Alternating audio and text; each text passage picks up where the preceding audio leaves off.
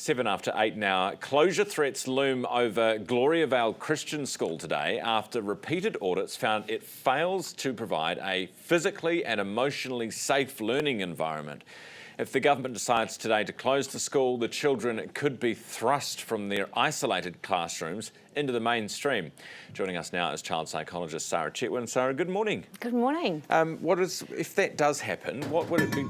Dropped your water. What would that be like for them? I imagine I think, quite disruptive. There would be a number of emotions. I would feel that they would be completely overwhelmed, perhaps a little bit excited, but when you have been under the umbrella of a doctrine your whole life, it's very, very difficult to move from that space into a generalised space that's so very different. So I think there would be a lot of emotions and things that they would go through making the transition from their existing education system to a normalised general education system. Because the thing is, when you're young and if you've grown up in a community like that, you know nothing else. Correct. Yeah, and there's been a lot of limits put in place. I mean, let's not underestimate that their education system is limited. It is not giving these kids, youth and teen the options that other children have. So they really have a very limited sphere of understanding and knowledge. A lot of people have described their education system as Victorian in terms of, you know, the gender roles.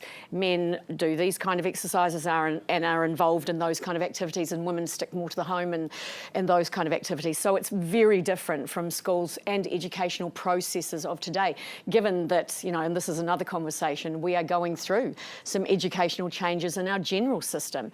So it's a lot to take on, and these kids will need support and guidance to help them make that transition, or otherwise you might end up with a bit of an existential crisis.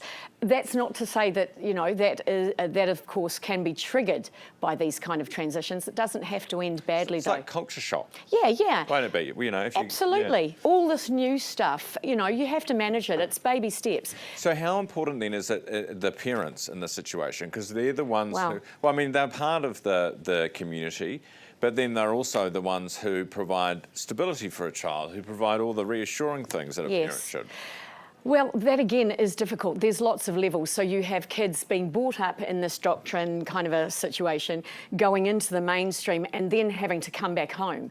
So there would be a lot of disconnect between what they are learning and what their parents are teaching them. So that's a whole different issue, and very, very difficult to navigate that landscape, because sometimes, you know, these kids might find this really exciting and they'll be learning new stuff. Can you imagine not having had social media and all of a sudden being part of that community? Yeah. There's a lot going on there. So there would be, you know, there would be difficulties with these kids going back under that umbrella and interfacing with these parents. Across the board, there will be things that, you know, need to be worked through so that this is a transition that's comfortable for these kids. Because I can tell you now, there's a lot of differences between the way they've been educated and what the government is proposing. Sara, thank you for being with me this morning. Thanks, good to see Ryan. you. Nice to see you. Sara Chatwin, child psychologist. Time is 11 after 8 now on your Friday morning.